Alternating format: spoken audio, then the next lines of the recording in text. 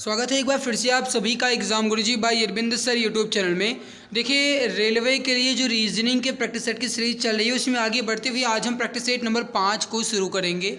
एक बात मैं आपको और बता दूं कि इसमें जो भी क्वेश्चंस मैं आपके लिए लेकर आया हूं ये इंपॉर्टेंट क्वेश्चंस हैं और मेरे भाई इसमें मैं कुछ ऐसे भी क्वेश्चन लेकर आया हूं जो काफ़ी ईजी हैं लेकिन उन्हीं के लिए ईजी है भाई, जो बंदा पढ़ता होगा उन्हीं के लिए ईजी होगा।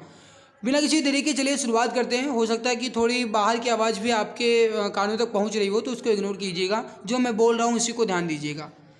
शुरुआत करते हैं पहले सवाल से। पहला सवाल है कि यदि पर्पल को ग्रीन, ब्लैक को ब्राउन, वाइट को मैग्नेटा और ब्राउन को पर्पल और ग्रीन को ब्लैक और ब्राउन को येलो कहा जाता है तो प्लांट लीफ का रंग कैसा होता है। देखिए, ऐसे सवाल जो हैं बहुत ही ईजी होते हैं। ईजी इसलिए होता है क्योंकि इसके देखो एक बात मैं आपको और बता दूं कि इसके पूछने के तरीके भी कई सारे होते हैं।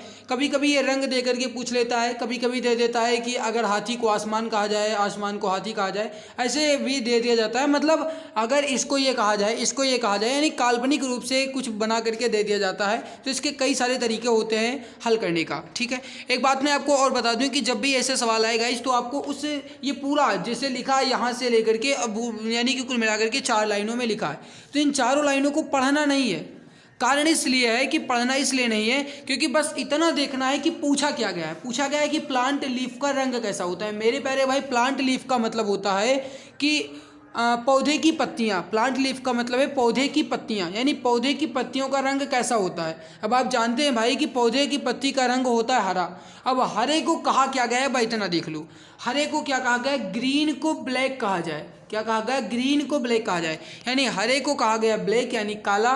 तो राइट उत्तर हो जाएगा आपका ऑप्शन नंबर ए। जो भी दोस्त ऑप्शन ए बता रहे हैं बिल्कुल परफेक्ट हो जाएगा, बिल्कुल राइट आंसर हो जाएगा। ओके, समझ में आ गया होगा। अगला सवाल देखिए, समझिए। नेक्स्ट देखिए, प्रश्न में दिए गए कथन को सत्य मानते हुए ज्ञात करें कि निम्नलिखित में से 3 निष्कर्षों में से कौन सा निश्चित रूप से सत्य है और फिर उसी के अनुसार अपना उत्तर दें। कथन दिया गया है, फिर निष्कर्ष दिया गया है। देखिए, ये सवाल जो है ये आप किसी भी तरीके से हल करें क्योंकि हल करने के कई सारे तरीके हैं, लेकिन जो मैं आपको बता रहा हूँ उससे आप इसे बहुत ईजी से हल कर सकते हैं। ईजी का मतलब यह है, सबसे पहले आप यहाँ पर थोड़ी पॉइंट समझिएगा। अगर इस तरीके से एरो बना हुआ है तो मेरे प्यारे भाई जो यहाँ पर ये दोनों पूंछ निकली हुई है, इन दोनों पूंछ का मतलब होता है कि ये रास्ता खुला हुआ है। ठीक, और ये जो यहाँ पर ये टोंट निकली हुई है, इस टोंट का मतलब है कि ये रास्ता बंद है भाई, इतना आपको ध्यान रखना है। ठीक है, और अगर ये बीच में ये इक्वल का निशान लगा है तो इसका मतलब है कि रास्ता खुला हुआ है। और अगर इस तरीके से है यानी कि इक्वल ग्रेटर देन है तो मेरे प्यारे भाई इसका मतलब है कि रास्ता खुला हुआ है। ठीक है भाई, इतना आपको ध्यान देना है। चलिए, आप सबसे पहले निष्कर्ष को ध्यान दीजिए। निष्कर्ष है टी ग्रेटर देन ए। अब देखिए यहाँ पर अगर आप देखो तो टी लेस देन ए है। अब यहाँ पर मेरे प्यारे भाई अगर आप देखो तो इसका मतलब यह है कि क्या हम ए से टी पर जा सकते हैं। भाई इतना आप ध्यान दीजिए, क्या हम ए से टी पर जा सकते हैं। तो आप अब यहाँ पर जो दिया गया कथन उसको देखिए, हम ए से बी पर जा सकते हैं और V के बाद हम C पर यहाँ पर नहीं जा सकते। क्यों? क्योंकि यहाँ से रास्ता बंद कर दिया गया तो हम A से T पर नहीं जा सकते हैं। मतलब पहला निष्कर्ष गलत हो गया। दूसरा निष्कर्ष देखिए, क्या हम M से C पर जा सकते हैं। देखिए, M से हम A पर जा सकते हैं, A से हम B पर जा सकते हैं, लेकिन B के बाद रास्ता बंद कर दिया गया है तो हम C पर भी नहीं जा सकते। तो मतलब फर्स्ट और सेकंड दोनों गलत है, ना तो A और ना तो B। तो इसमें कोई भी निष्कर्ष अनुसरण नहीं करता है। राइट उत्तर हो जाएगा आपका ऑप्शन नंबर डी। इसके कई सारे तरीके हैं, जिस भी तरीके से आप हल करते हो आपका जो भी अच्छा लग रहा हो तरीका वो आप फॉलो कीजिएगा, लेकिन जो मैंने आपको बताया ये सबसे बेस्ट तरीका होता है। ओके, नेक्स्ट देखिए, दिए गए विकल्पों में से वह शब्द चुनिए जो इंस्टॉलमेंट शब्द के अक्षर का प्रयोग करके नहीं बनाया जा सकता। अब देखिए, जब भी इस तरीके के सवाल पूछे जाएं तो आपको एक बात ये ध्यान देना है कि इसमें अक्षर क्या क्या है, बस इतना देखना है। लिखा है इंस्टॉलमेंट। मेरे प्यारे भाई इसमें आप देखिए लिखा गया है, नीचे ऑप्शन को चेक कीजिए, लाइनन लिखा है। लाइनन, लाइनन में अगर आप देखोगे तो लिखा है LINEN, लाइनन हो गया। अगर सॉल्व्ड को आप चेक कीजिए तो लिखा है SOLVE, लेकिन डी यहाँ पर नहीं है। अक्षर जो यहाँ पर डी लिखा गया है, ये डी वाला अक्षर जो है ये प्रश्न के इंसॉल्वेंट में नहीं है। तो कौन सा अच्छा नहीं बनाया जा सकता, यहाँ पर सॉल्व्ड वाला नहीं बनाया जा सकता। बी उत्तर आपका राइट आंसर यहाँ पर हो जाएगा। जो भी हमारे प्यारे दोस्त ऑप्शन बी बता रहे हैं बिल्कुल सही आंसर यहाँ पर हो जाएगा। ओके, अगला सवाल देखिए। नीचे दिए गए कथन और निष्कर्ष को ध्यानपूर्वक पढ़ें। यह मानते हुए कि कथन में दी गई जानकारी सत्य है, भले ही वह सामान्य रूप से ज्ञात तथ्यों से अलग हो। तय करें कि दिए गए निष्कर्षों में से कौन सा कथन का तार्किक रूप से अनुसरण करता है। कथन दिया गया है और फिर निष्कर्ष दिया गया है। कथन देखिए लिखा गया है कि कुछ बग इंसेक्ट हैं, कुछ फ्लाई फ्रॉग हैं और कुछ फ्लाई इंसेक्ट हैं। निष्कर्ष दिया गया है कि कुछ फ्रॉग इंसेक्ट हैं, कुछ बग फ्लाई हैं और कुछ बग फ्रॉग हैं। अब देखिए, जब भी ये सवाल पूछा जाए तो आपको यहाँ पर ध्यान देना है एक बात ये कि जो कथन दिया गया है इसके आप डायग्राम बनाइए। कथन दिया गया है कि कुछ बग इंसेक्ट हैं, यहाँ पर मैंने ये बना दिया है बग का, बग को मैं लिखूँगा बी से। कुछ बग इंसेक्ट हैं मेरे प्यारे भाई, कुछ का रिलेशन है तो ये कुछ को बनाते हुए करेगा और इंसेक्ट को मैं लिख दूंगा आई से। ठीक, इतना आप समझिएगा। फिर लिखा गया है कि कुछ फ्लाई फ्रॉग हैं और कुछ फ्लाई इंसेक्ट है। तो यहाँ पर आप सबसे पहले देखिए कुछ फ्लाई इंसेक्ट है, तो मैं नीचे वाले को सबसे पहले बना रहा हूँ, ये हो जाएगा आपका फ्लाई। कुछ फ्लाई इंसेक्ट हैं और फिर कहा गया कि सभी फ्लाई फ्रॉग हैं। जितने भी फ्लाई हैं ये क्या है, फ्रॉग हैं। तो ये हो जाएगा आपका फ्रॉग का हिस्सा, कहने का मतलब है FROG। ओके, तो ये बन गया आपका पूरा का पूरा डायग्राम। अब निष्कर्ष आप चेक कीजिए बस, और निष्कर्ष चेक कीजिए कि कौन कौन सा इसमें फॉलो कर रहा है। जो भी फॉलो कर रहा है उसको टिक करते हुए आगे बढ़िए। लिखा गया है कि कुछ फ्रॉग इंसेक्ट हैं, फ्रॉग का कुछ हिस्सा इंसेक्ट को कट कर रहा है, फ्रॉग का कुछ हिस्सा इंसेक्ट को कट कर रहा है, बिल्कुल कट कर रहा है। तो ये वाला बिल्कुल सही है, यानी फर्स्ट तो बिल्कुल अनुसरण करता है। सेकंड देखिए, कुछ बग फ्लाई हैं, बग का कुछ हिस्सा फ्लाई है नहीं, बग का कुछ हिस्सा इंसेक्ट है लेकिन बग का कुछ हिस्सा फ्लाई को नहीं कट कर रहा है, तो सेकंड वाला गलत है। थर्ड देखिए, सभी बग फ्रॉग हैं, बग का जितना भी हिस्सा है वो फ्रॉग है नहीं, सभी बग फ्रॉग है नहीं, ये भी गलत है। तो केवल और केवल निष्कर्ष एक अनुसरण करता है। राइट उत्तर हो जाएगा आपका ऑप्शन नंबर ए, केवल निष्कर्ष एक अनुसरण करता है। तो जो भी हमारे प्यारे भाई बहन ऑप्शन ए बता रहे हैं बिल्कुल परफेक्ट उत्तर हो जाएगा, बिल्कुल सही आंसर आपका यहाँ पर हो जाएगा। ओके, अगला देखिए। यदि ए एंड बी का अर्थ है कि ए बी का पिता है, ए हैच बी का अर्थ है कि ए बी की बहन है, ए एंड वी का अर्थ है कि ए बी का भाई है, तो A% वी का अर्थ है कि ए बी की पत्नी है, तो इसका मतलब क्या है ये आपको बताना है। और फिर बताया गया है कि निम्न में से कौन सा सत्य है, ये बताया गया है। ठीक है, अब यहाँ से आप इसको पहले हल कीजिए, और इसको मैं दूसरे ब्रश से हल करूँगा, क्योंकि इसको दूसरे ब्रश से इसलिए हल करूँगा क्योंकि नीचे मुझे इसको लिखना पड़ेगा। तो मैं दूसरा ब्रश ऑन कर लेता हूँ, उसके बाद आपको बताता हूँ। ठीक है,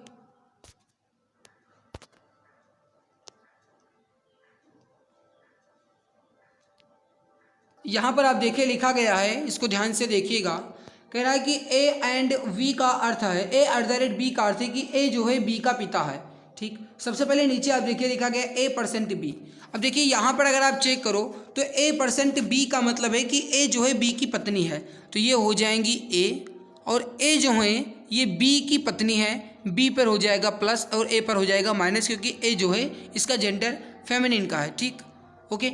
अब फिर देखिए B@C, यानी B@C का मतलब है कि B जो है C का पिता है, तो ये हो जाएंगे C के पिता। और फिर कह रहा है कि $C का मतलब है, $G का मतलब है कि C जो है वो G का भाई है, तो C जो है ये G के भाई हो जाएंगे। और G% K का मतलब है कि G जो है वो K की पत्नी है, ये हो जाएंगे K, और ये हो जाएंगी G, और ये हो जाएंगे इनके पतिदेव। बस ये पूरा का पूरा डायग्राम मैंने बना दिया है। ठीक, अब मैं इसका पहले कलर चेंज कर दे रहा हूँ। तो ये देखिए मैंने इसका डायग्राम बना दिया है, यहाँ पर ये मैंने अलग से बना दिया है, क्योंकि भाई मेरे पास उतनी सुविधा नहीं है कि मैं आपको अलग से पढ़ा पाऊँ, तो ये मैंने इसका डायग्राम अलग से यहाँ पर ये बना दिया है। ठीक है, अब यहाँ पर आप चेक कीजिए कि कौन सा सत्य है। कह रहा है कि के ए का बेटा है, यहाँ पर आप चेक कीजिए के जो है क्या वह ए का बेटा है। मेरे प्यारे भाई के जो है वो ए का बेटा है नहीं, ए का वो दामाद होगा, बेटा नहीं होगा, तो ये पहला वाला यहाँ पर गलत हो जाएगा, ये गलत। दूसरा देखिए सी जो है वो के का भाई है, चेक कीजिए, सी जो है वो के का भाई है, सी जो है वो के का भाई नहीं, वो के का साला होगा। सी जो है वो के का साला है, ये भाई नहीं है, तो ये भी गलत है, बी वाला। और सी वाला ऑप्शन देखिए, जी जो है बी का बेटा है, जी जो है वो बी का बेटा है नहीं, जी जो है वो बी की बेटी है, बेटा नहीं है, क्योंकि यहाँ पर ये माइनस का चिन्ह लगा हुआ है, तो ये भी गलत हो जाएगा। अब डी वाला चेक कीजिए, बी जो है वो के का ससुर है, बी के का ससुर है। मेरे प्यारे भाई, आपके पत्नी के पिता, आपके पत्नी के पिता आपके ससुर होंगे, तो ये हो जाएगा आपका बिल्कुल सही, बी जो है वो के का ससुर हो जाएगा। डी आंसर राइट आंसर यहाँ पर हो जाएगा। ठीक है, अगला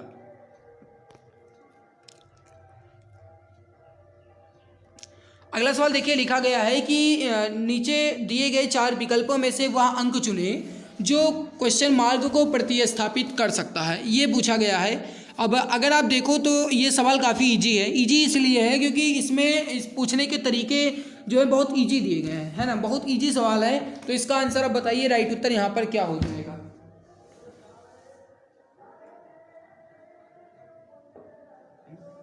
देखिए, अब आप सबसे पहले ये ऊपर जो लिखा गया है 8, इसको ध्यान दीजिए। 8 का आप करिए वर्ग, 8 का आप करेंगे वर्ग, ये हो जाएगा 8। 8 का आप करिए वर्ग, इसके बाद धन लगाइए। 3 का आप करिए क्यूब, 3 का आप करिए क्यूब,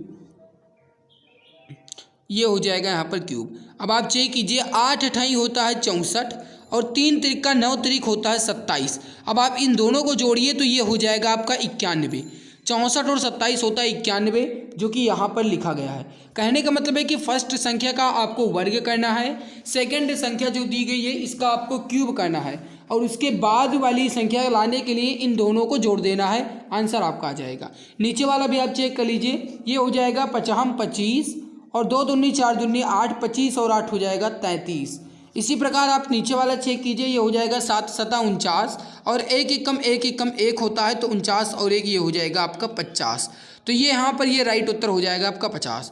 तो करेक्ट आंसर यहाँ पर क्या होगा आपका 50। जो भी हमारे प्यारे भाई बहन ऑप्शन बी बता रहे हैं 50 बिल्कुल सही आंसर हो जाएगा, बिल्कुल परफेक्ट आंसर आपका यहाँ पर हो जाएगा। अगला सवाल देखिए, बंटी दोपहर में बाजार जाते समय कान्हा से मिला। कान्हा ने देखा कि बंटी की परछाई बंटी के ठीक दाएं ओर थी।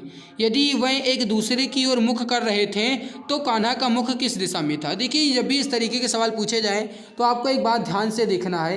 पहली बात तो ये समय कब का है, समय है दोपहर का। दोपहर में सूर्य किस तरफ होता है, पश्चिम की साइड में होता है, तो यहाँ पर ये हो गया सूर्य। ठीक, ये हो गए सूर्य, ये हो गया सूर्य। ओके, अब इस सूर्य देवता या सूर्य भगवान या सूर्य तारा जो भी आप कहें, ये सूर्य जो है इनकी रोशनी किस साइड में होगी, ये पश्चिम की साइड में है। और ऊपर क्या रहा है कि बंटी की परछाई बंटी के ठीक दाईं ओर है, बंटी की परछाई बंटी के ठीक दाईं ओर है, तो ये हो जाएंगे बंटी और ये हो जाएंगे कान्हा, क्योंकि बंटी के ठीक दाईं ओर है तो वही परछाई इनकी बंटी के दाईं ओर होगी और कान्हा इधर हो जाएंगे। ठीक, अब बंटी का मुख जो है ये ऊपर की साइड में है और जो कान्हा है इनका मुख नीचे की साइड में है। ओके, अब पूछ क्या रहा है कि कान्हा का मुख किस दिशा में होगा। मेरे भाई, कान्हा का मुख जो है दक्षिण दिशा में होगा, क्योंकि नीचे वाली दिशा को दक्षिण आप कहते हैं, तो ये हो जाएगा आपका डी आंसर दक्षिण। जो भी हमारे भाई ऑप्शन डी बता रहे हैं दक्षिण, बिल्कुल सही आंसर हो जाएगा, बिल्कुल परफेक्ट आंसर हो जाएगा।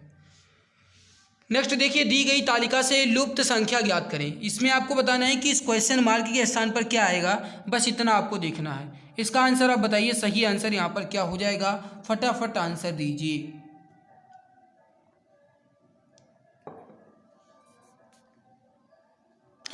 अब देखिए, ये सवाल जो है काफ़ी इजी है, क्योंकि इसमें अगर आप चेक करो तो इसमें केवल और केवल जोड़ा गया है। जोड़ा क्या गया है, आप देखिए लिखा गया है लुप्त संख्या ज्ञात करें, यानी इस क्वेश्चन मार्क के स्थान पर पूछा गया है। काफ़ी इजी सेट मैंने बनाया है, क्योंकि ये 5वां सेट है तो ये इजी मैंने बनाया है जानकर। अब देखिए, इसमें अगर आप देखो तो ये 17, इसके बाद है 22 और इसके बाद है 37। मेरे भाई ये हो गया 17, ये हो गया 22 और ये हो गया 37। 17 में कितना जोड़ोगे तो 22 होगा 5, और 22 में कितना जोड़ोगे तो ये हो जाएगा 15, तभी होगा 37। मतलब पहले 5 जोड़ा जा रहा है, बाद में 15 जोड़ा जा रहा है, बस इतना चेक करना है। देख लीजिए 23 में 5 जोड़ा गया, ये हो गया 28, 28 में 15 जोड़ा गया, ये हो गया 43। उसी प्रकार आप 16 में 5 जोड़ दीजिए, ये हो जाएगा 21, 21 में आप 15 जोड़ दीजिए, ये हो जाएगा 36। तो यहाँ पर ये जो क्वेश्चन मार्क है इसमें आपको क्या रखना है, 21 रखना है, तो ये हो जाएगा आपका ऑप्शन नंबर सी 21। जो भी दोस्त ऑप्शन सी बता रहे हैं 21 बिल्कुल सही आंसर हो जाएगा, बिल्कुल राइट आंसर आपका हो जाएगा। नेक्स्ट देखिए, 7 व्यक्ति F J L M P Q और यू अलग अलग स्थानों पर खड़े हैं। एफ जे के 4 मीटर पश्चिम में है, एल जे के उत्तर में है, जे जो है पी के 6 मीटर उत्तर में है, और जे एल और पी के ठीक मध्य में है। क्यू जे के 5 मीटर पूरब में है, एल यू के 4 मीटर दक्षिण में है, एम एल के 3 मीटर पूरब में है। तो पी और यू के बीच की न्यूनतम दूरी क्या है, बस इतना आपको देखना है। देखिए ये सवाल जो है ये बहुत अच्छा सवाल है। पहले मैं इसको आपको समझा रहा हूँ, उसको आप देखिएगा, छोटा कर लेता हूँ ताकि मैं यहाँ पर आपको समझा पाऊँ। अब देखिए यहाँ पर आप देखिए, सबसे पहले ऊपर से चेक कीजिए, एफ जो है वो जे के 4 मीटर पश्चिम में है, ये हो जाएगा जे, और जे के 4 मीटर पश्चिम में है एफ, ये हो जाएगा एफ। इनके बीच की दूरी है 4 मीटर, ठीक। अब देखिए एल जो है वो जे के उत्तर में है, एल जो है जे के उत्तर में है, ये हो जाएगा एल, ठीक। फिर कह रहा है कि जे पी के 6 मीटर उत्तर में है, जे जो है पी के 6 मीटर उत्तर में है, तो ये हो जाएगा जे ऊपर है, ये हो जाएगा नीचे, पी इसके बीच की दूरी 6 मीटर है, ऊपर वाले की दूरी मुझे नहीं दी गई थी, ठीक है। जे जो है वह एल और पी के ठीक मध्य में है, एल और पी के ठीक मध्य में जब है तो इनके बीच की दूरी 6 मीटर है, तो ऊपर वाले एल और जे के बीच की दूरी भी 6 मीटर ही होगी, क्योंकि तभी जे एल और पी के ठीक मध्य में होगा। ओके, इतना समझ में आपको आ गया होगा। क्यू जो है वह जे के 5 मीटर पूरब में है, ये हो जाएगा क्यू, और ये हो जाएगा यहाँ पर आपका जे, ये हो जाएगा इनके बीच की दूरी 5 मीटर। ओके, फिर कह रहा है कि एल जो है वह यू के 4 मीटर दक्षिण में है, एल जो है वह यू के 4 मीटर दक्षिण में, ये हो जाएगा यू, इनके बीच की दूरी एल, ये हो जाएगा 4 मीटर, ठीक है। एम जो है यल के 3 मीटर पूरे में, ये हो जाएगा एल, इनके बीच की दूरी हो जाएगी एम, और इनके बीच की दूरी हो जाएगी यहाँ पर 3 मीटर। पूछ रहा था कि पी और यू के बीच की दूरी क्या है, ये हो जाएगा यू, और ये हो जाएगा पी, इनके बीच की दूरी पूछ रहा है, ये हो जाएगा 6 और 6 12, 12 और 4 16, कुल मिलाकर के दूरी कितनी हो जाएगी 16 मीटर। करेक्ट आंसर हो जाएगा आपका ऑप्शन नंबर बी 16। ओके, तो यहाँ पर मेरे प्यारे भाई बी आंसर आपका राइट आंसर हो जाएगा 16 मीटर। आई होप आपको ये समझ में आ गया होगा। डायग्राम बना लीजिए अपने रफ में, उसमें आप चेक कर लीजिएगा, आपका 16 मीटर ही आंसर आएगा। ओके, अगला सवाल देखिए, नीचे दिए गए प्रश्न में विषम को चुनना है। विषम आपको चुनना है, इसमें गलत कौन सा है या फिर इसमें अलग कौन सा है, ये आपको बताना है। देखिए, जब भी इस तरीके के सवाल दिए जाएं तो आपको एक बात ध्यान से देखना है कि इसमें आपको वो तरीका अप्लाई करना है जो आप दैनिक जीवन में देखते हैं, बस इतना आपको चेक करना है। देखिए, अगर आप देखो यहाँ पर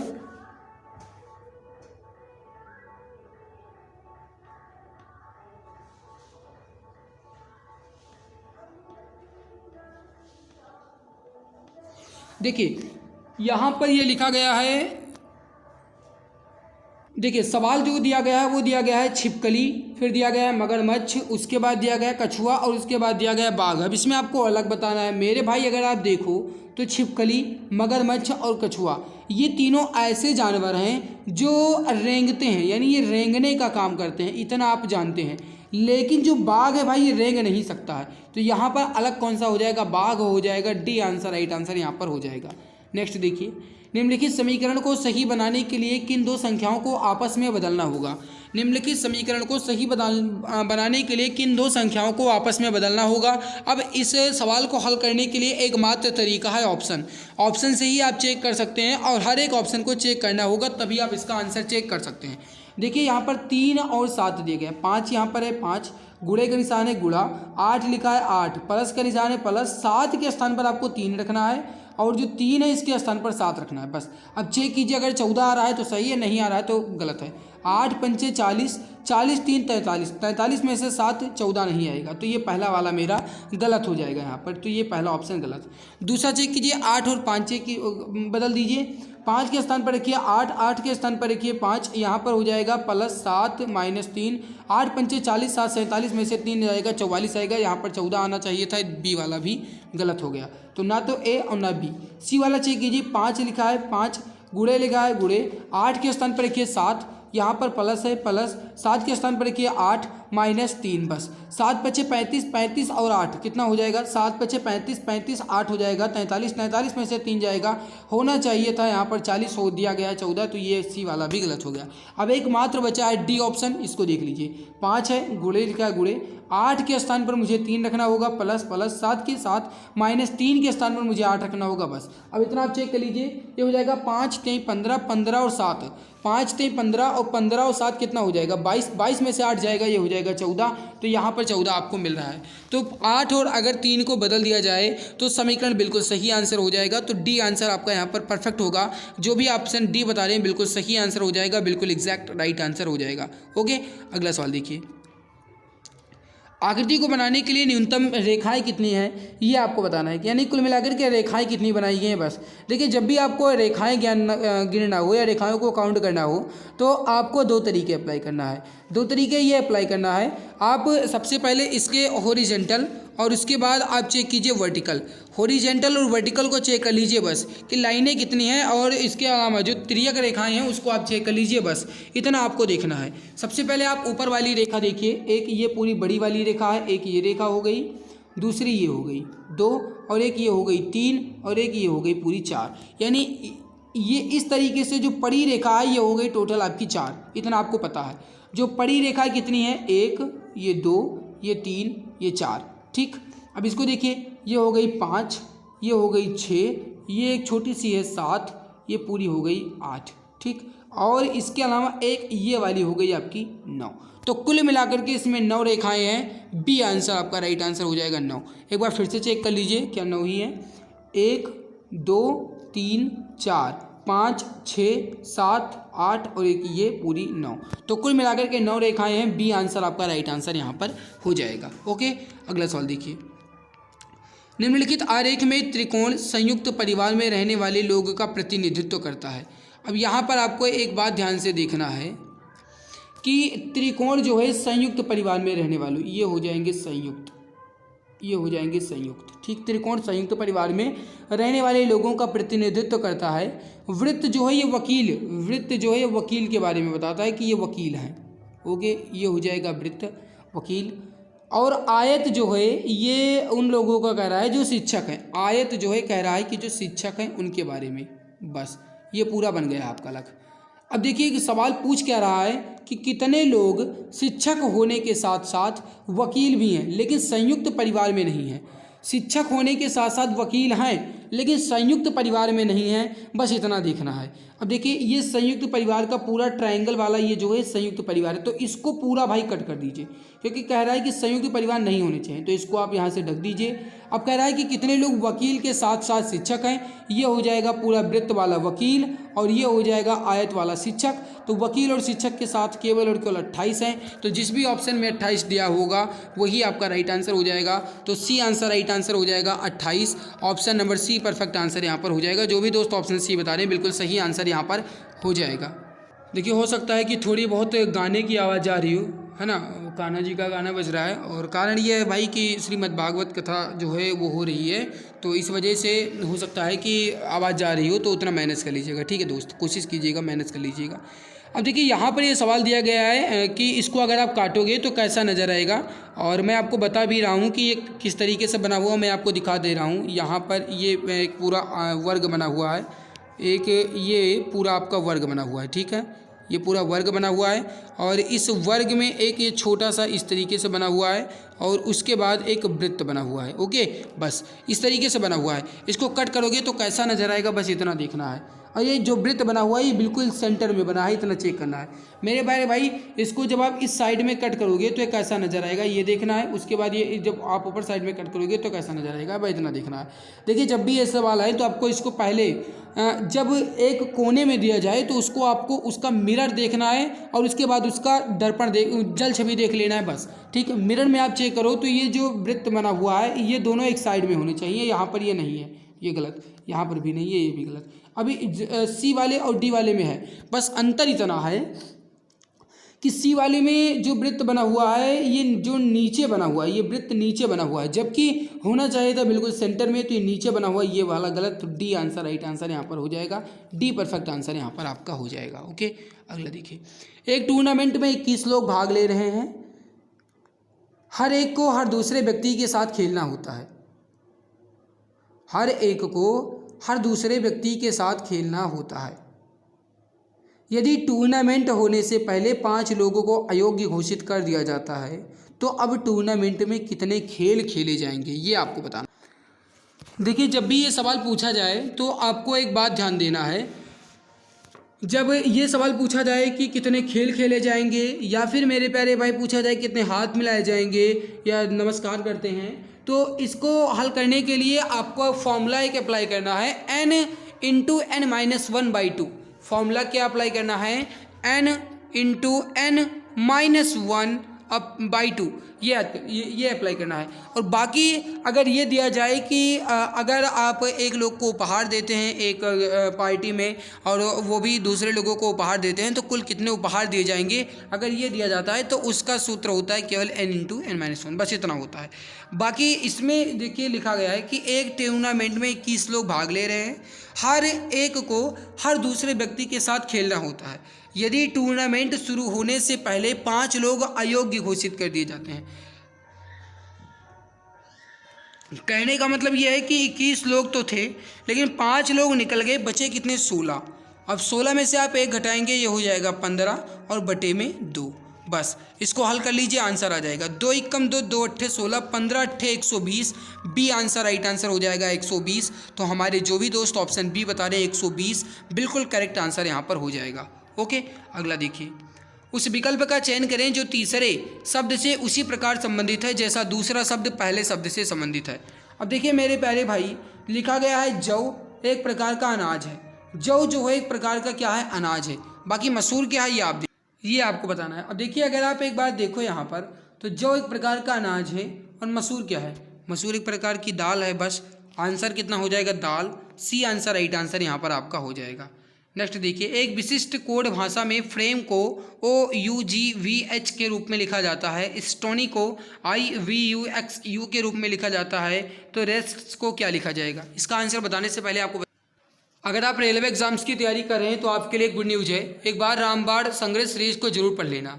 मेरे प्यारे भाई, पूरे कंप्लीट सिलेबस के साथ अब तक पूछे गए प्रश्नों को ध्यान में रखते हुए यह ई बुक तैयार की गई है जिसपे 60% का डिस्काउंट भी चल रहा है। और ख़ास बात तो ये है कि इस ई बुक के साथ आपको 5000 से अधिक जीके के क्वेश्चंस की ई बुक बिल्कुल फ्री मिल रही है।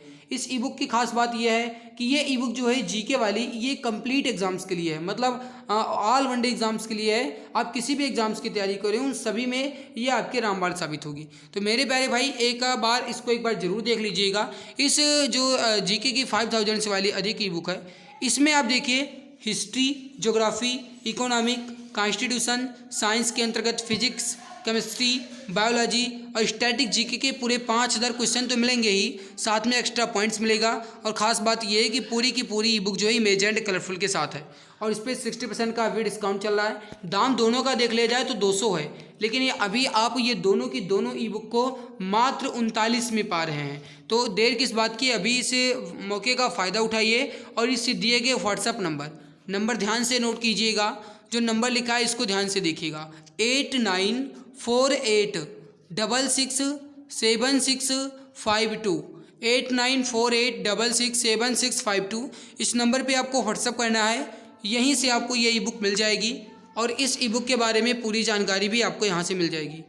तो नंबर ध्यान से नोट कीजिए, 8948667652। इस नंबर पे व्हाट्सअप करके इस ई बुक के बारे में पूरी जानकारी ले लेना। कहीं कोई डाउट है कमेंट सेक्शन में भी आप कमेंट करके पूछ सकते हैं, आपके डाउट को क्लियर जरूर किया जाए। अब देखिए सवाल जो दिया गया है कि एक विशिष्ट कूट भाषा में फ्रेम को OUGVH लिखा जाता है। यहाँ पर आप लिखिए, लिखा गया है FRAME, ये हो जाएगा फ्रेम। फ्रेम को लिखा क्या जा रहा है OUGV और H, बस ये लिखा जा रहा है। अब इसमें आप चेक कीजिए कि इसमें अंतर क्या है और किस आधार पर लिखा गया है, ये आपको चेक करना है। मेरे भाई अगर आप यहाँ पर देखो तो ये F आपका है और यहाँ पर ये H है। इस तिर्यक को आप चेक कीजिए, इसमें कितना जोड़ा गया है 2, यानी इसमें जोड़ा गया 2, ठीक, ये प्लस का 2 किया गया। इसके बाद आप देखिए ये है आर और ये है वी, आर और वी में अगर आप देखो तो इसमें जोड़ा गया है 4, इसमें कितना जोड़ा गया है 4, तो पहले तो प्लस का 2 किया गया और फिर प्लस का 4 किया गया। अब अगर आप यहाँ पर देखो तो लिखा गया है ए, लिखा गया है ए, और ए से जी लाने के लिए इसमें किया गया है प्लस का 6, है ना, प्लस का 6 किया गया। एम है आपका, एम से यू लाने के लिए प्लस का 8 किया गया और ई से ओ लाने के लिए प्लस का 10 किया गया। कहने का मतलब है कि 2 2 बढ़ाते हुए इसको लिखा गया है 2 फिर 4 6 फिर 8 10, इस तरीके से लिखा गया है। तो 2 2 बढ़ाते हुए लिखना है, बस आपको करना इतना है कि आगे वाला जो अक्षर है उसको पीछे लिखना है 2 बढ़ाते हुए, बस। अब इसको चेक करने की जरूरत नहीं है, पूरा पैटर्न यहाँ पर भी यही लग रहा है। अब रेस्ट को आप बना दीजिए, बस ये हो जाएगा आर, ये हो जाएगा ई, ये एस, ये टी, ये एस, बस। अब आर आप देखिए, आर आपका होता है 18 पे, इसमें आपको 2 बढ़ाना है, ये हो जाएगा आपका टी, ठीक। ई आपका होता है 5 पे, इसमें आपको 4 बढ़ाना है, ये हो जाएगा आई, ठीक। इसके बाद एस देखिए, यस आपका होता है 19 पे होता है और इसमें आपको बढ़ाना है मेरे प्यारे भाई, ये एस ही लिखा है ना, हाँ ठीक, इसमें आपको बढ़ाना है 6, तो ये हो जाएगा आपका यहाँ पर जेड, और इसके बाद टी आपका है, इसमें हो जाएगा आपका ए, और ये हो जाएगा एक मिनट जेड नहीं, यहाँ पर ये वाई होगा। क्यों? क्योंकि मेरे प्यारे भाई 19 में 6 जोड़ा जाएगा, और जब 19 में आप 6 जोड़ोगे तो 25 होगा, और 25 पे होता है वाई, तो यहाँ पर ये वाई होगा, तो टी आई वाई होगा। इसके बाद टी आपका है, इसमें आप अगर आप 8 जोड़ दें तो ये हो जाएगा 28, 26 2 28, ये हो जाएगा वी, और आपका ये होता है एस, एस होता है 19 पे, 19 में अगर आप 10 जोड़ देंगे तो ये हो जाएगा 29, और 29 पे होता है सी, तो ये हो जाएगा C B Y T I. Right उत्तर हो जाएगा आपका यहाँ पे बी आंसर, करेक्ट आंसर हो जाएगा ऑप्शन नंबर बी। देखिए अगला सवाल है कि उस विकल्प का चयन करें जो तीसरे शब्द से उसी प्रकार संबंधित है जैसे दूसरा शब्द पहले शब्द से संबंधित है। सवाल दिया गया है उसको देखिए, सवाल दिया गया है रैट्स, रैट्स को लिखा जा रहा है VWXO, तो गोट को क्या लिखा जाएगा? देखिए इस सवाल को चेक कीजिए, आप लिखा गया है रैट्स, तो पहले यहाँ पर आप लिखिए रैट्स, जो लिखा गया है उसको आप देखिए बस, ठीक है, जो लिखा गया है उसको आप देखिए और इसको देखिए कि किस तरीके से लिखा गया है, बस, है ना, करना कुछ नहीं है। करना क्या है, आप देखिए लिखा गया है रेट्स, ये लिख दीजिए आपने रेट्स, फिर लिखा गया है V, फिर W, X और O। अब लिखा क्यों गया है, कैसे लिखा गया वो देख लो। R और V लाने के लिए इसमें प्लस का 4 किया गया, और A से W लाने के लिए माइनस का 4 किया गया, ठीक है, और T से X लाने के लिए फिर से प्लस का 4 किया गया, और S से O लाने के लिए माइनस का 4 किया गया।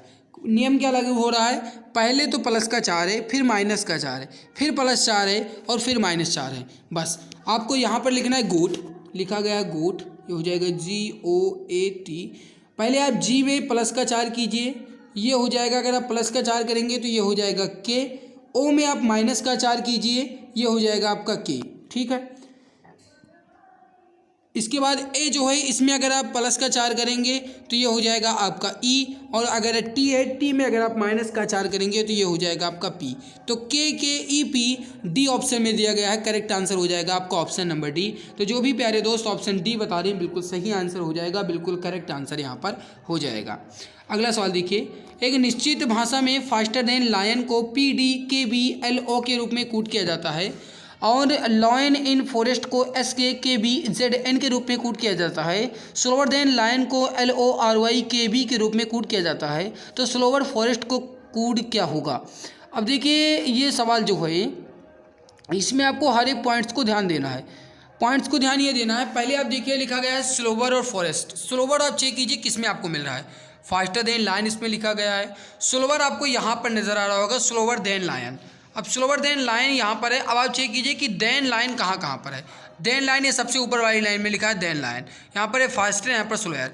देन लाइन में देखिए यहाँ पर ये PD है, KB है, LO है, यहाँ पर LO है, RY है, KB है, तो KB यहाँ पर भी है, KB यहाँ पर भी है, LO यहाँ पर भी है और LO यहाँ पर भी है।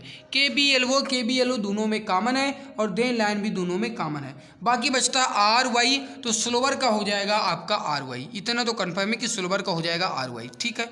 अब फिर पूछा जा रहा है फॉरेस्ट। अब फॉरेस्ट का आप चेक कर लीजिए, फॉरेस्ट का देखिए, फॉरेस्ट का अगर आप देखो तो यहाँ पर लिखा है लॉयन इन फॉरेस्ट, लॉयन इन फॉरेस्ट फिर लिखा है SKKBZN।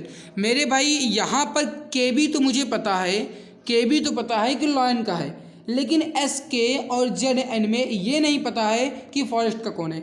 हो सकता है कि फॉरेस्ट का ZN हो सकता है कि इनका ZN हो, तो मुझे नहीं पता क्योंकि इन जो है ये अलग कहीं नहीं लिखा है, तो इसमें हम निर्धारित ही नहीं कर सकते हैं। तो यहाँ पर डी आंसर हो जाएगा कि निर्धारित नहीं किया जा सकता। Okay, D answer right answer हो जाएगा।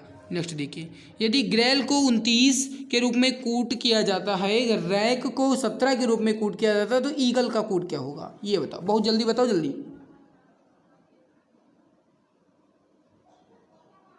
भाई अगर मेहनत अच्छी लग रही है तो लाइक ज़रूर कर देना, चैनल पे पहली बार है तो सब्सक्राइब कर लेना, ताकि पूछे गए जितने भी सवाल हैं वो आपको मिलते रहें वीडियो के माध्यम से। भाई सब्सक्राइब करोगे तभी तो नोटिफिकेशन मिलेगा, तो प्लीज़ चैनल को सब्सक्राइब जरूर कर लेना। देखिए सवाल कह रहा है कि ग्रेल को 29 लिखा जाता है। सबसे पहले आप इन जो 5 अक्षर लिखे गए हैं इनकी आप प्लेस वैल्यू को लिखिए। G की प्लेस वैल्यू होती है 7, R की प्लेस वैल्यू होती है 18, A की प्लेस वैल्यू होती है 1, I की प्लेस वैल्यू होती है 9 और L की प्लेस वैल्यू होती है 12। अब अगर आप देखो तो इन सबको जोड़ोगे भाई ये 29 आएगा, उससे ज़्यादा हो जाएगा। अरे देखो यार 18 1 19, 18 1 19 और 7 कितना हो जाएगा 26, और 26 और 10 36, 36 2 38, 38 और 9 कितना हो जाएगा 47। होना चाहिए 29, हो रहा है 47। प्लेस वैल्यू से तो इस तरीके से नहीं आएगा, हाँ आएगा। बस केवल और केवल ध्यान ये देना है कि जो डबल डिजिट वाला है उसको सिंगल में काउंट कर लीजिए। जैसे लिखा है 18, अब 18 को आप 1 और 8 को जोड़ लीजिए, ये हो जाएगा 9। इस तरीके से अगर आप करोगे तो जोड़ने में आ जाएगा। देखिए चेक कर लीजिए, 7 या 18 को आप लिखिए 1 और 8 जोड़ दीजिए, ये हो जाएगा 9। ये 1 है, ये 9 है, ये 1 और 2 यानी 12 को अगर 1 और 2 करोगे ये हो जाएगा 3। बस देख लीजिए 9 7 16, 16 और 1 17, 17 3 20, 20 9 29, ये हो जाएगा 29। बस ध्यान ये देना है कि जो भी अक्षर लिखे गए हैं उनकी प्लेस वैल्यू में अगर डबल डिजिट आ रहा है तो उनको आपको सिंगल कर लेना है और उनको काउंट कर लेना है। जैसे लिखा गया है 20, तो 20 को 2 और 0 कर लीजिए। 19 लिखा है तो 1 और 9 कर लीजिए। इस तरीके से आपको करना है बस, ठीक। देखिए रैक का भी आप चेक कर लीजिए, वैसे ही आएगा। R 18 पे, A 1 पे, K 11 पे, E 5 पे। 18 है तो 8 और 1 9, 9 1 10, 10 5 15, 15 और 2 17, ये हो जाएगा 17। इसी प्रकार आप ईगल का चेक कीजिए। E आपका 5 पे है, A 1 पे है, G 7 पे है, L 12 पे, E 5 पे है। मेरे भाई 12 वाला आप 3 लिख दीजिए, ये हो जाएगा 7 5 12, 12 और 1 13, 13 3 16, 16 5 21, ये हो जाएगा सी आंसर 21। तो करेक्ट आंसर यहाँ पर हो जाएगा आपका ऑप्शन नंबर सी, 5 3 8, 8 7 15, 15 और 1 16, 16 5 21। तो सी आंसर राइट आंसर हो जाएगा। जो भी दोस्त ऑप्शन सी बता रहे हैं बिल्कुल सही आंसर हो जाएगा। तो ये सवाल बहुत ईजी सवाल था, बस ध्यान ये देना था कि जो डबल डिजिट वाला है उसको सिंगल करके काउंट कर लेना था, ठीक। अगला देखिए, यदि एक दर्पण में यदि एक दर्पण रेखा P के ऊपर रखा जाता है तो कौन सी उत्तर आकृति दी गई आकृति का सही प्रतिबिंब होगा। दर्पण में होता क्या है, लेफ्ट का राइट और राइट का लेफ्ट हो जाता है बस। बाकी जो टॉप में है टॉप में ही रहेगा, जो बॉटम में है बॉटम में ही रहेगा। देखिए मेरे भाई जो E बना हुआ है ये उल्टा बन जाएगा, ये पहले आ जाएगा तो ये उल्टा बन जाएगा E। फिर C है तो C भी आपका उल्टा बन जाएगा। अब देखिए आप कट कीजिए ऑप्शन, पहला ऑप्शन कट हो जाएगा क्योंकि यहाँ पर सी बिल्कुल सही लिखा गया है। और बी वाला भी कट हो जाएगा। बी वाला कैसे कट हो जाएगा वो आप देखिएगा अभी, क्योंकि अगर आप बी वाले को चेक करोगे तो ई हो जाएगा, सी हो जाएगा, यू हो जाएगा और डी यहाँ पर ये गलत लिखा है, डी वाला गलत लिखा गया है तो ये गलत हो जाएगा। सी वाला आप चेक कीजिए, ई है सही, सी भी सही है, यू भी सही है, डी भी सही है, ओ भी सही है, आर भी सही है और पी भी सही है। और अगर आप डी वाले में चेक करो तो डी वाले में गलती लिखी गई है आर की, यहाँ पर ये आर सीधा बना है, होना चाहिए उल्टा। तो सी आंसर राइट आंसर यहाँ पर हो जाएगा। जो भी मेरे दोस्त ऑप्शन सी बता रहे हैं बिल्कुल सही आंसर यहाँ पर हो जाएगा। अगला सवाल देखिए, सही विकल्प का चयन करें जो दिए गए शब्दों की व्यवस्था को उसी क्रम में दर्शाता है जिस क्रम में अंग्रेजी शब्दकोश में दिखाई देते हैं। आपको बताना है डिक्शनरी ऑर्डर। सबसे पहले देखिए आप एफ यल सभी में कॉमन है, एफ एल भी सभी में कॉमन है केवल 2 को छोड़कर। तो एफ एल ई तो पहले आएगा, इतना तो पता है, आई से पहले ई आता है, इतना पता है। अब इसमें आप देखिए एक्स पहले आएगा कि एम पहले आएगा, पहले एम आएगा। अब एम में आप देखिए आई एम आई सभी दोनों में कॉमन है 3 5 में। एस और एच में पहले कौन आएगा, पहले एस और एन में पहले कौन आएगा, तो पहले आएगा एन। तो ये हो जाएगा पहले 5 फिर 3, इतना तो पता है। 5 और 3, 5 और 3, 5 3 के बाद आएगा 4, 4 के बाद आएगा 1, 1 के बाद आएगा 2, तो 53,412 ये हो जाएगा बी आंसर। जो भी दोस्त ऑप्शन बी बता रहे हैं बिल्कुल सही आंसर हो जाएगा 53,412। अगला सवाल देखिए, इसमें भी आपको वही बताना है शब्दकोश। जी आर तो सभी में कॉमन है, जी आर सभी में कॉमन है। अब इसमें आप देखिए ई यहाँ पर है, यहाँ पर भी ई है, तो इसको आप अभी के लिए स्किप कर दीजिए। ए वाला देखिए, ए यहाँ पर भी है, ए यहाँ पर भी है। पहले आई आएगा कि पहले एन आएगा? तो पहले आएगा आई, तो ये हो जाएगा 5, 5 के बाद आ जाएगा 6। अब जी आर ई में देख लीजिए, पहले जी आर ई के बाद ए आ जाएगा, तो ये हो जाएगा जी आर ई ए, यानी कि 5, 5 के बाद 6, 6 के बाद 4 आ जाएगा, 5 6 4। अब फिर देखिए जी आर डबल ई सभी में है, जी आर डबल ई सभी में है, और उसके बाद आएगा A B C D E F G H I J K, तो ये हो जाएगा आपका 2। फिर एल एम एन आता है यानी 1, उसके बाद आ जाएगा अब टी, तो ये हो जाएगा आपका 56 42 13, 56 42 13, ये हो जाएगा आपका option number A, 56 42 13 option number A में दिया गया है। तो जो भी दोस्त ऑप्शन ए बता रहे हैं बिल्कुल सही आंसर यहाँ पर हो जाएगा। अगला सवाल देखिए, एक श्रृंखला दी गई जिसमें लुप्त पद गायब है, इसको आपको बताना है कि कौन सा आएगा। बहुत इजी सवाल है, इजी इसलिए क्योंकि 3 3 माइनस किया गया है, 3 3 माइनस किया गया है। 20 में से 3 माइनस किया गया 17, 17 में से 3 माइनस किया गया 14, और 14 में से 3 माइनस किया गया 11, 11 में से आप 3 माइनस करेंगे हो जाएगा 8, 8 पे होता है आपका एच, तो एच हो जाएगा, जो कि केवल और केवल डी वाले में दिया गया है, तो डी आंसर राइट आंसर हो जाएगा। देखिए जब भी आप सवाल हल करें तो आपको ध्यान ये देना है कि जितना जल्दी आप आंसर लाएं उतना ही आपके लिए अच्छा होगा, क्योंकि भाई एग्ज़ाम में आपको समय ज़्यादा नहीं मिलता है। तो आपको एक बात ध्यान से ये देखना होता है कि आप ऑप्शन को कट करने की कोशिश कीजिए। जितना आप ऑप्शन कट करना को सीख जाएंगे, ऑप्शन एलिमिनेट करना सीख जाएंगे, उतना जल्दी आपका सिलेक्शन हो जाएगा। भाई इतना समझो, ऑप्शन जितना जल्दी आप एलिमिनेट करना सीखेंगे उतना जल्दी सिलेक्शन होगा, ठीक है। तो डी आंसर राइट होगा। नेक्स्ट, उस संख्या जोड़े को चुने जो उसी प्रकार से संबंधित है जैसा कि निम्नलिखित जोड़े की 2 संख्याएं। कहने का मतलब यह है कि यहाँ पर लिखा गया है 8 और 36, इन दोनों के बीच का रिलेशन चेक कीजिए, इन दोनों के बीच का संबंध चेक कीजिए। अब इन दोनों के बीच में जो भी संबंध आ रहा हो वही संबंध आपको इन चारों ऑप्शन में से चेक करना है, जिसमें भी आ रहा है वो सही आंसर है। अब आप देखो तो ये लिखा गया 8, 8 का गुणा किया गया 4 से, ये हो जाएगा आपका 32, और 32 में जोड़ा गया 4, ये हो जाएगा आपका 36, तो कि लिखा गया है। ठीक, मतलब पहले 4 से गुणा किया गया, फिर 4 जोड़ दिया गया। चेक कीजिए, अगर किसी ऑप्शन में मिल रहा है तो अच्छी बात है, नहीं मिल रहा है भाई तो जो दूसरा नेम लगाया जाएगा। देखिए लिखा गया है 7, 7 को आप 4 से गुणा कीजिए, ये हो जाएगा 28, 28 में अगर आप 4 जोड़ देंगे तो ये हो जाएगा यहाँ पर 32, तो 28 में अगर आप 4 जोड़ेंगे तो 32 होना चाहिए था, जबकि लिखा गया है 30, तो पहला वाला तो गलत हो गया। बी वाला चेक कीजिए 9, 9 में अगर आप 4 से गुणा करेंगे ये हो जाएगा 36, और 36 में अगर आप 4 जोड़ देंगे तो ये हो जाएगा आपका 40, तो यहाँ पर ये हो जाएगा 40, तो 40 दिया भी गया है, तो बी आंसर राइट आंसर यहाँ पर हो जाएगा। बाकी चेक करने की ज़रूरत ही नहीं है, बी आंसर करेक्ट आंसर यहाँ पर हो जाएगा। ओके, तो यहाँ पर ये 25 क्वेश्चन आपकी ये भी कंप्लीट हो गए। तो मेरे भाई आई होप ये हमारी मेहनत आपको अच्छी लगी होगी। अगर अच्छी लगी तो एक बड़ा सा लाइक, और चैनल पे पहली बार हो तो चैनल को सब्सक्राइब जरूर कर लीजिए मेरे भाई। बाकी मेरी मेहनत आपको कैसी लगी इस पर अपना राय वीडियो के नीचे कमेंट सेक्शन में कमेंट करके जरूर दीजिएगा। अगर अच्छी लगी तो आप वीडियो को लाइक करेंगे ही, मुझे पूरा विश्वास है।